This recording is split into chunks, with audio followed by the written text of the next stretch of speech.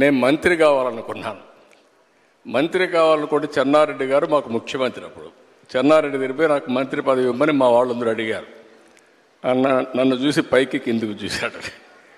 ఎందుకంటే చెన్నారెడ్డి గారు ఎప్పుడు కూడా చాలా స్ట్రాంగ్గా ఉండేవాడు. పైకి కిందికి చూసి, నిన్నటి వరకు యూనివర్సిటీలో ఉన్న స్టూడెంట్గా ఇప్పుడే గెలిచి వచ్చావు, అప్పుడే నువ్వు మంత్రి అయిపోవాలనుకుంటున్నావు, ఇది ఎక్కడ న్యాయం అని చెప్పి కొంచెం ఇచ్చేసాడు. నేను అన్నా, నాకు మెరిట్ ఉంటే ఇవ్వండి, నేను ఎంఏ చదువుకుందాను, పిహెచ్డి కూడా చేస్తూ వచ్చారు ఇక్కడికి, మెరిట్ ఉంటే ఇవ్వండి అని చెప్పేసి ఛాలెంజ్ చేసి వచ్చాను. 2 ఇయర్స్లో మంత్రి అయ్యాను. ఎందుకు నేను ఇవన్నీ చెప్తుందంటే, ఒక స్టెప్ మనం వేస్తే ఇంకొక స్టెప్ కలిసి వస్తుంది. ఒక పాజిటివ్ థింకింగ్, ఛాలెంజెస్ తీసుకుంటా ముందుకు పోతే ఇంకోటి కలిసి వస్తుంది. నేను మంత్రి అయ్యాను, సినిమా ఇండస్ట్రీ మంత్రి అయ్యాను.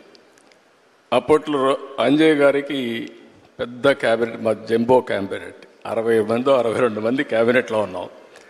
అప్పుడు అన్ని పోర్ట్ఫోలియో రాసి నాకు ఒక పోర్ట్ఫోలియో రాశాడు. ఆ portfolio archives, archaeology, cinematography, film industry, libraries. దేనికి కూడా జిల్లాలో ఆఫీసర్లు ఉండరు. నేను ఈ పోర్ట్ఫోలియో లాభం లేదనుకుంటే నేను రాణించేవాడిని కాదు. నేను దాన్ని సవాలుగా తీసుకొని పనిచేస్తూ వచ్చాను. అప్పుడు మా సినిమా వాళ్ళందరూ కూడా వచ్చేవాళ్ళు. అప్పుడు ఎన్టీ రామారావు గారిని కలవాలని మా జయకృష్ణ గారికి చెప్తే ఎన్టీ రామారావు గారిని కలిశారు. ఎన్టీ రామారావు గారిని కలిసిన తర్వాత నా మ్యారేజ్ ప్రపోజల్స్ ఆయనే పంపించాడు.